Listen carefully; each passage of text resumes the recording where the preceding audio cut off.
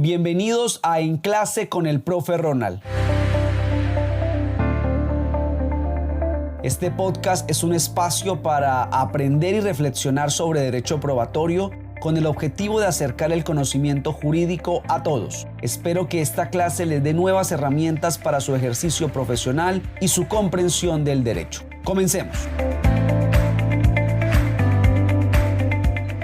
Bien, buenos días. Vamos a retomar el desarrollo de la asignatura de Derecho Probatorio y el día de hoy vamos a empezar a responder la primera gran pregunta de esta asignatura. La primera pregunta, como ustedes recordarán, es ¿qué es prueba? Concepto de prueba. Y obviamente con ese título entendemos que vamos a abordar un problema de índole conceptual.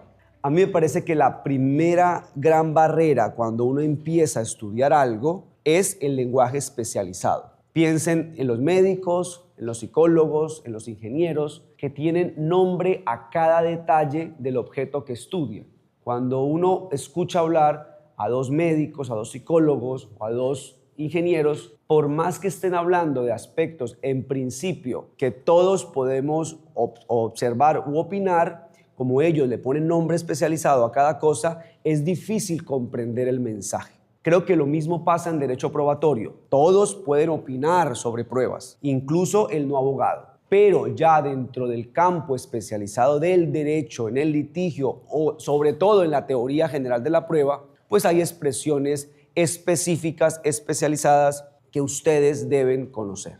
Yo, en general, considero que el lenguaje especializado es muy bueno porque nos permite comunicarnos mucho más rápido y de manera más precisa. Por supuesto, sin caer en la idea de un elitismo, ¿no? También los mensajes se pueden dar de forma más sencilla, pero no creo que haya que sacrificar el lenguaje especializado. Con esta introducción, entonces, procedamos. Ya más o menos, entendemos que el objeto de estudio de nosotros es la prueba jurídica. Ya dijimos, a nosotros no nos interesa en principio la prueba social o coloquial, ni tampoco la prueba científica. No somos ni psicólogos, ni sociólogos, ni científicos. Nos interesa la prueba jurídica. Es como nuestro objeto de estudio. Sobre la prueba jurídica podemos decir por ahora como una aproximación, que son todos aquellos fundamentos que son válidos tener en cuenta al momento de dar por probado un hecho en una decisión en donde se aplique el derecho. Por definición, por excelencia, la decisión en la que se hace eso es en la sentencia, por supuesto, pero no solo en la sentencia. Hay autos como, por ejemplo, autos que resuelven incidentes, el auto, por ejemplo, que resuelve una medida de aseguramiento o una medida cautelar, el laudo arbitral,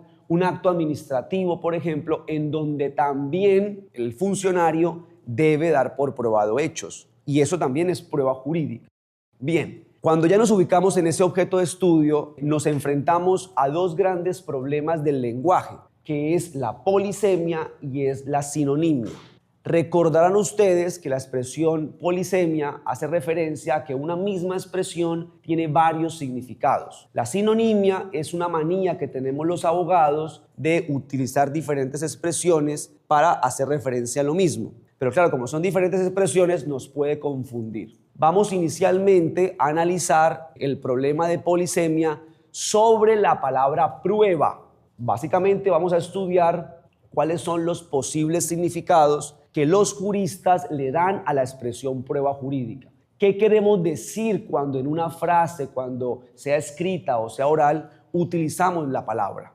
Por supuesto, cabe recordar que aquí pues el lenguaje siempre ha sido muy rebelde, siempre ha sido muy inquieto y realmente ha sido la práctica profesional, los abogados, los jueces, abogados litigantes y jueces, los que en últimas han creado, han construido este significado. Sin embargo, desde lo teórico, los profesores en sus libros pues los han identificado y nos han permitido reconocer fácilmente cuáles son esas acepciones o significados. Todos los libros de derecho probatorio usualmente lo dicen de la misma manera. La palabra prueba puede tener tres significados distintos: prueba como medio, prueba como procedimiento o actividad y prueba como resultado. Más que significados diferentes, a mí lo que me parece es que cada acepción resalta una propiedad de la prueba.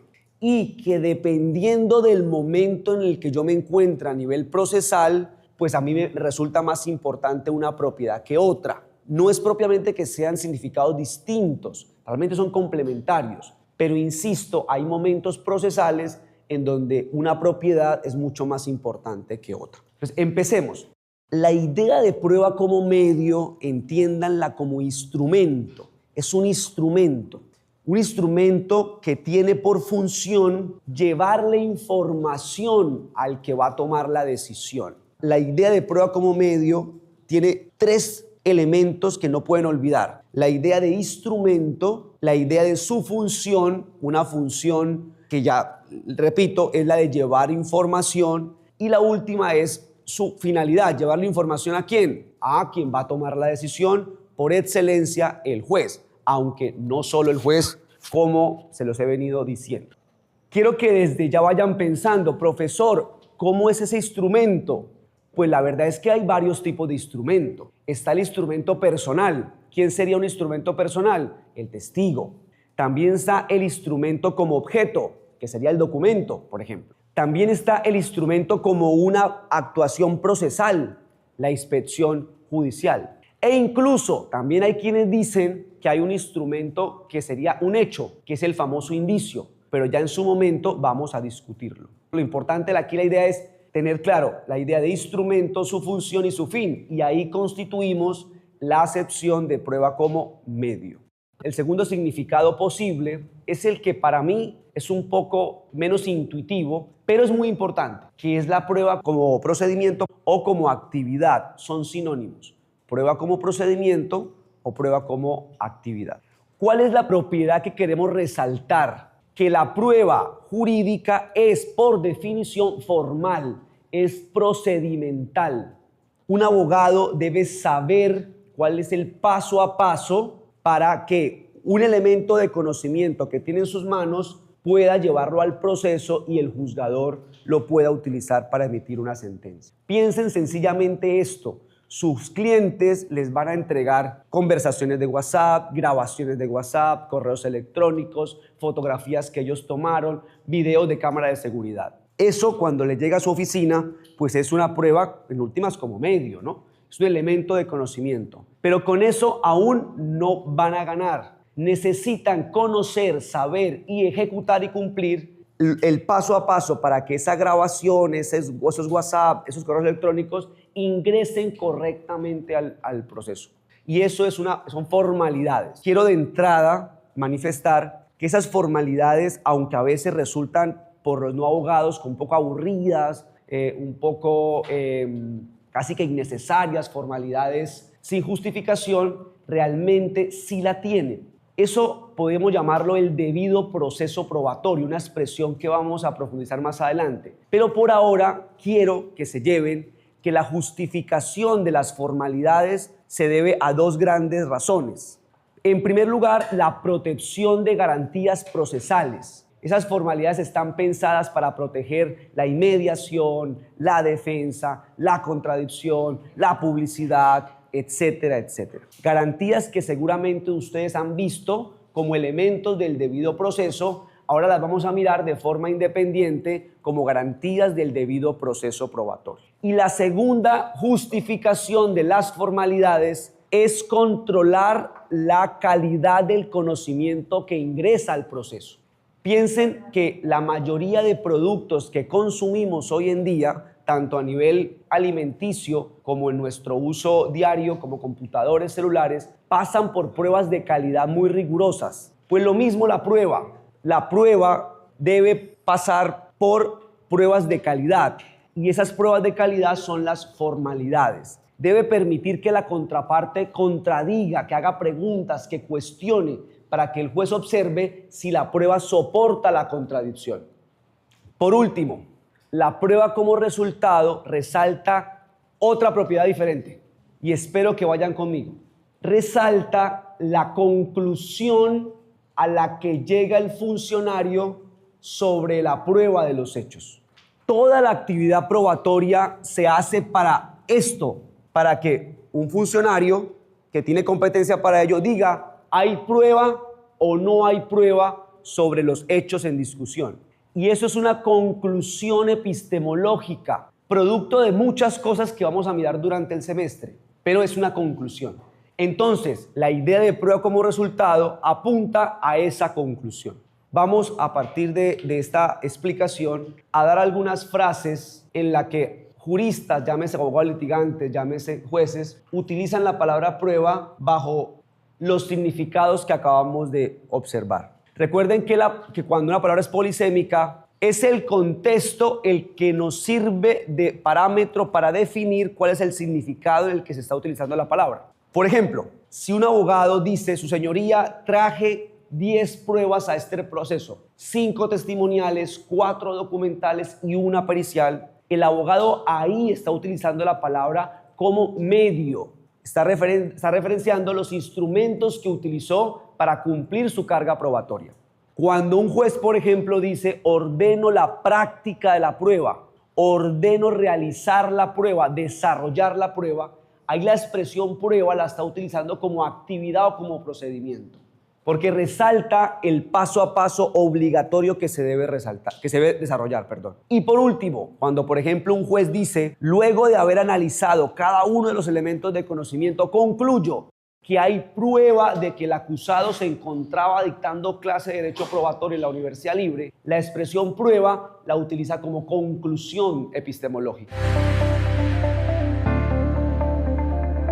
Buenos días, doctor, gracias. Mi nombre es Eduardo Calderón. Más como pregunta, enfocándonos en los 3 pasos, como prueba, como medio, como procedimiento, como resultado, creería yo, con todo respeto, cuando dices que de pronto dentro del procedimiento sí es cansón y a la vez es desgastante, pero yo creería que, es decir, si llegamos a un proceso con 20 pruebas o 20 evidencias en materia penal, cierto, pero si durante el procedimiento estas evidencias o estas pruebas son viciadas, es decir, si vamos a un hecho concreto, llegamos a la escena del crimen y estamos frente a un homicidio y encontramos vainillas, fluidos biológicos y demás elementos materiales probatorios que puedan esclarecer el hecho, y si no los recolectamos debidamente con el protocolo único de policía judicial, con el manual único de policía judicial, es decir, con las pinzas para no rayar las vainillas, con las pinzas para proteger esa evidencia y posiblemente en los cotejos nos dé un resultado positivo, ¿cierto?, de un posible indiciado, llegaremos al momento donde podemos llegar, vuelvo y repito, con 20 evidencias, pero al final no tendremos ninguna prueba como resultado, ¿cierto?, porque están todas viciadas o en su efecto lo que es la cadena de custodia o el debidamente rotulado y embalado, porque no es lo mismo que el policía judicial llegue a la escena del crimen, agarre la vainilla, se la meta al bolsillo, vaya, tome tinto, fume y luego la lleve al laboratorio para hacerle un posible cotejo con un arma de fuego que tengamos frente a este hecho. Y es allí donde estas pruebas pueden ser viciadas y efectivamente una defensa técnica en ese resultado final, pues de llegar a un proceso judicial con 20 pruebas o evidencias físicas, quedaremos en 0. Es decir, tendremos que solicitar la libertad porque no tenemos elementos materiales probatorios o evidencia física que logren demostrar la acción del indiciado. Bien, muchas gracias por el comentario. Pues hay mucho que decir, es un comentario complejo y muy bueno. Por ahora, teniendo en cuenta la etapa en la que nos encontramos del semestre, solamente algunos aspectos generales que me parecen importantes y luego profundizamos. Lo primero es hacer una aclaración. La idea de que las formalidades pueden resultar a primera vista aburridas o incluso considerarse innecesarias, sobre todo la digo por la opinión tal vez difundida de los no abogados, de quien ve un proceso sin ser abogado, porque inmediatamente dice, esto es muy desgastante, hay demasiadas formalidades. Pero por supuesto, ya dentro del derecho debemos conocer las justificaciones. Y creo que las que dije son más que suficientes para defenderlas. La protección de garantías procesales y el control de la calidad de la información que llega al proceso. Entonces, no, las formalidades son importantes y hay que defenderlas. Claro, siempre hay que pensar si realmente están justificadas o no para tratar de que el proceso sea lo más simple que se pueda, que la garantía y que el control de la información lo permita. Ahora bien, sobre su comentario, sí, efectivamente yo puedo contar con muchos elementos de conocimiento previo al proceso, lo que ustedes deseen, evidencia física, documentos, prueba pericial, etcétera, pero si yo no lo someto al procedimiento en debida forma, entonces jamás ese elemento de conocimiento va a servir de base para que el juzgador pueda dar por probado un hecho. Ahora, sobre la sobre las situaciones que usted plantea y la idea de una prueba viciada, vamos a mirar qué tipo de errores generan que una prueba no se pueda aportar dentro de un proceso judicial y cuáles, aunque son errores, permiten su ingreso, pero con una valoración menguada. Entonces, una cosa es, por ejemplo, una prueba que se haya obtenido violando un derecho, la intimidad, por ejemplo. Esa prueba, vamos a decir, es ilegal o ilícita, hay que excluirla sin importar qué tan fundamental o pertinente sea. Y otra cosa es un error en la cadena de custodia, que va a generar que se pueda ingresar, pero su valor va a ser menguado al momento de la sentencia. Otra cosa diferente sería si el abogado, el fiscal o el demandante no lo presenta en el momento oportuno, está violando el requisito de oportunidad probatoria. Entonces, conclusión, me gusta la expresión prueba viciada, pero es una expresión coloquial. Durante el curso vamos a mirar que esos vicios pueden ser de diferente naturaleza y que pueden generar diferentes consecuencias. ¿De acuerdo? Evacuado el problema de la polisemia, también nos enfrentamos a un problema que podemos llamar el exceso de sinónimos o la sinonimia. Este problema consiste en que los abogados solemos utilizar demasiadas expresiones para hacer referencia a lo mismo o a cosas demasiado parecidas que tal vez no se justifique crear una expresión autónoma e independiente. Sea lo que sea, lo cierto es que estas expresiones que vamos a mirar a continuación son expresiones que hoy en día se utilizan en la práctica jurídica, tanto en audiencias como en decisiones judiciales, y también la doctrina mayoritaria las utiliza para explicar el fenómeno probatorio en la actualidad. ¿Cuáles son esas expresiones? Las voy a enunciar: fuente de prueba, medio de prueba, órgano de prueba, prueba, dato de prueba y enunciado probatorio. Es decir, son 6 expresiones. No es que sean las únicas que existen, pero son, en primer lugar, las que creo que en este momento se deben estudiar y son las que tienen una mayor importancia práctica por su uso en la actualidad. Empecemos inicialmente con tal vez una de las distinciones más importantes entre fuente de prueba y medio de prueba.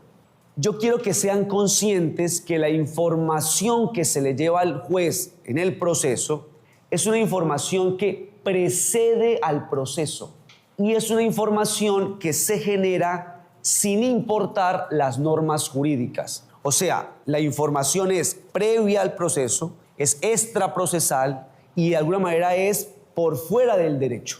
La fuente de prueba hace referencia a la fuente de información con la que los seres humanos nos informamos de la realidad. ¿A dónde acudimos cuando queremos conocer el mundo? Cuando tenemos alguna duda sobre si algo ocurrió o no, ¿en qué nos basamos para investigar y para concluir algo sobre esa realidad? Entonces, por supuesto, nosotros no pensamos en normas jurídicas cuando estamos haciendo esa actuación. Queremos información. Pues acudimos a los amigos, le preguntamos al vecino, nos metemos en redes sociales, buscamos documentos que estén depositados de pronto en una notaría, pedimos certificados y lo hacemos sin el limitado mundo del derecho. La fuente de prueba hace referencia, en conclusión, a todos los lugares, objetos, actividades que utilizamos para obtener información sobre la realidad. Pero claro, esa definición tan amplia de fuente de prueba, necesitamos limitarla, controlarla para el proceso y para el derecho.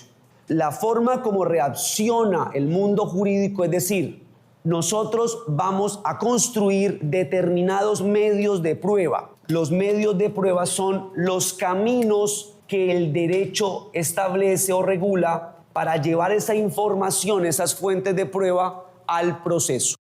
Y claro, son caminos normativos, fuertemente normativos, regulados usualmente por la ley en los códigos procesales.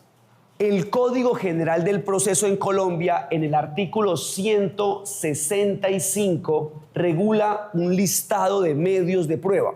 Si la memoria no me falla, son 9. Ayúdenme, por favor, a verificar. Efectivamente son 9 y es cierto que trae una etiqueta y cualesquiera otros, pero los 9 son los principales.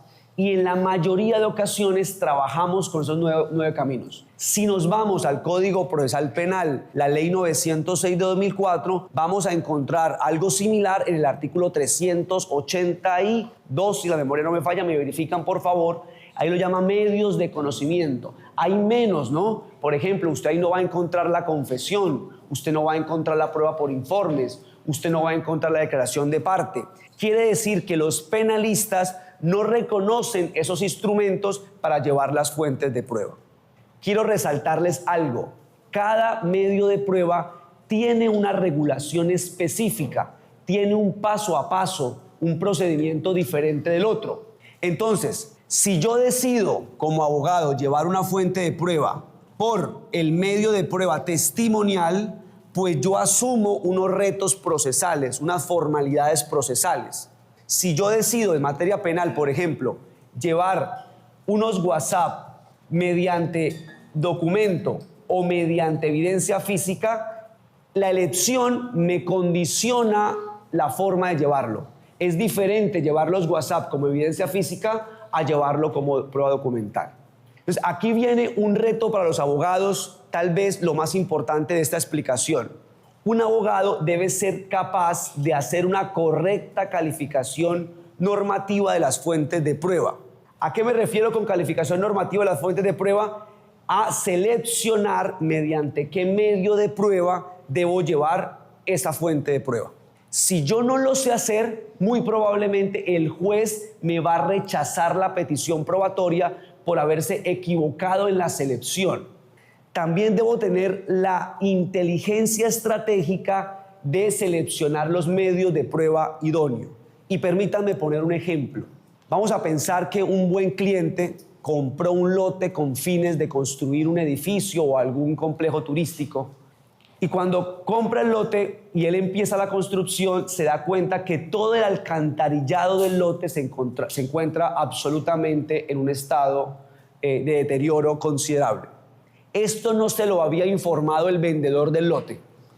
Entonces, ahí inmediatamente sacamos la bola de cristal, como dice el maestro Colmenares, y pensamos cómo podemos construir una pretensión a su favor. Entonces decimos, hay un vicio oculto y a partir de ahí podríamos pensar en reparación económica o en retrotraer el negocio jurídico. Le preguntamos a nuestro cliente, ¿usted qué desea?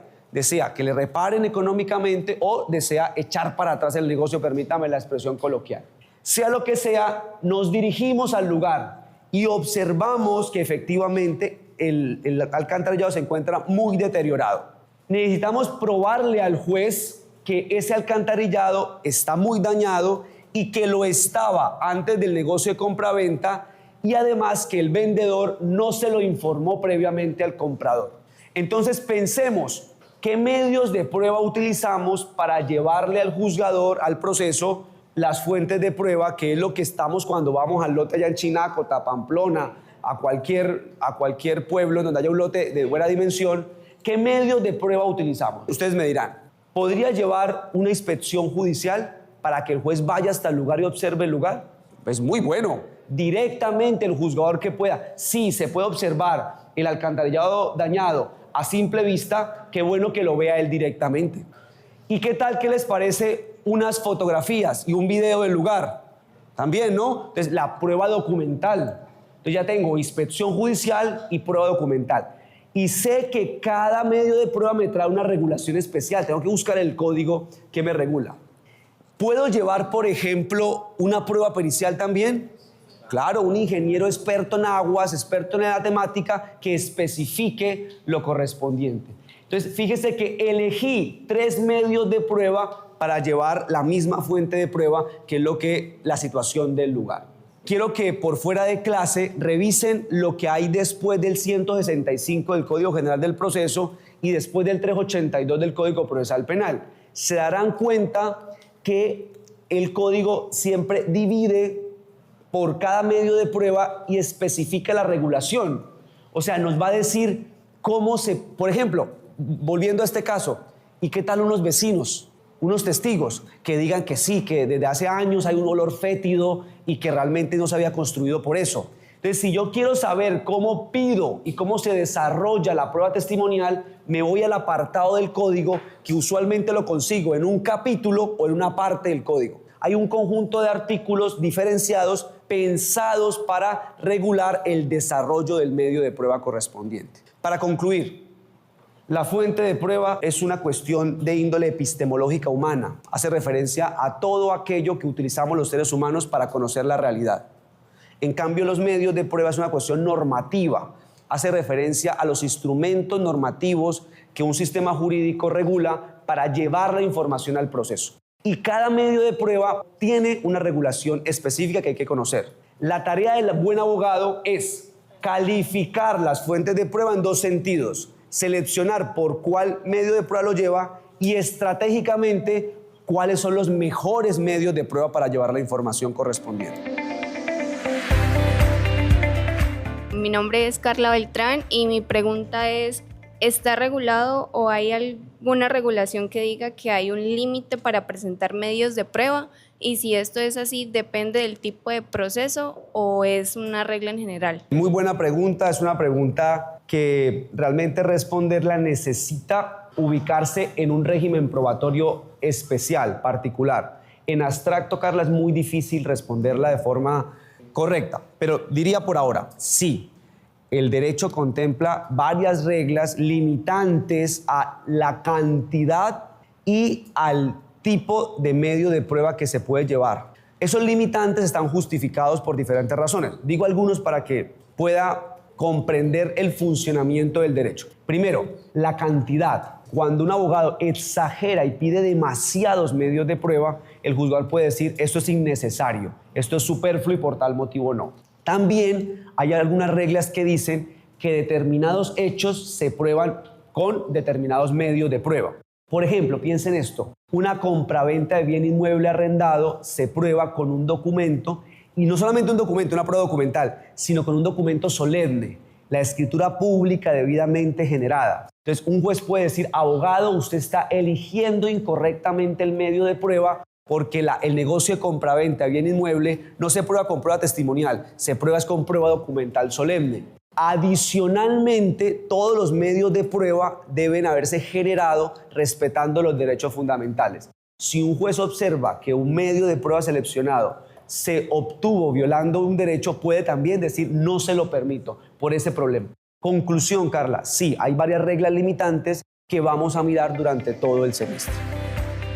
Hola, mi nombre es Carol Navarro y mi inquietud es acerca sobre el ejercicio del ejemplo que hizo anteriormente, y es básicamente el juez puede intervenir en los hechos o bueno, puede hacer acto de presencia. En este caso, pues en la finca de la persona que tenía de pronto problemas de alcantarillado, ¿esto no afectaría la decisión de este o afectaría su parcialidad o imparcialidad? Recordemos la propiedad del medio de prueba, es normativo, o sea, debe estar reconocida la actuación, el instrumento como tal.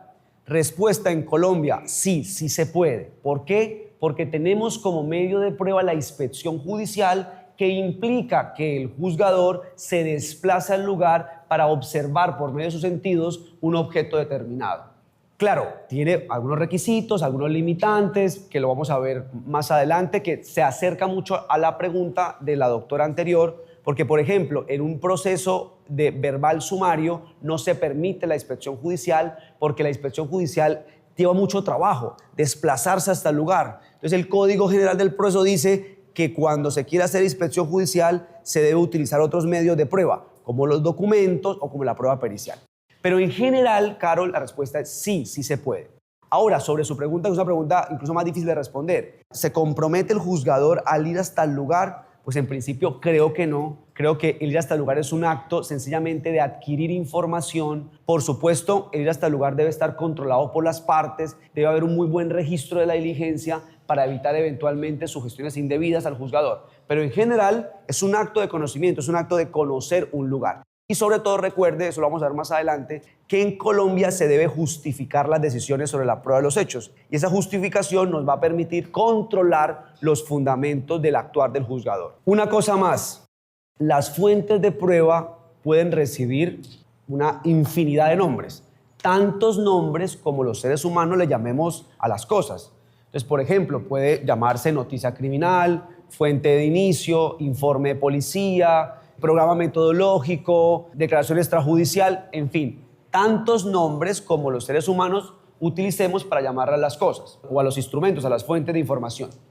El reto no es ese, no hay que prestar tanta atención a eso, sino en si esas fuentes de prueba, esas fuentes de conocimiento pueden ingresar al proceso por medio de alguno de los instrumentos o medios de prueba que el código regula. Por ejemplo, una noticia criminal o un informe de policía, si lo pensamos en materia penal, tiene un problema y es no hay un medio de prueba reconocido, porque lo explicaré más adelante, no es técnicamente ni un documento y tampoco es una prueba testimonial, tampoco es pericial, tampoco es evidencia física. Se ha dicho por parte de los penalistas que una noticia criminal o una fuente de iniciación vendría siendo algo así como una prueba de referencia. Pero el problema es que las pruebas de referencia son, por definición, por regla general, inadmisibles. Entonces, esa fuente de conocimiento, que es una fuente de conocimiento, por supuesto, no puede ingresar al proceso penal en la etapa de juzgamiento porque no encaja en ningún medio de conocimiento del 382.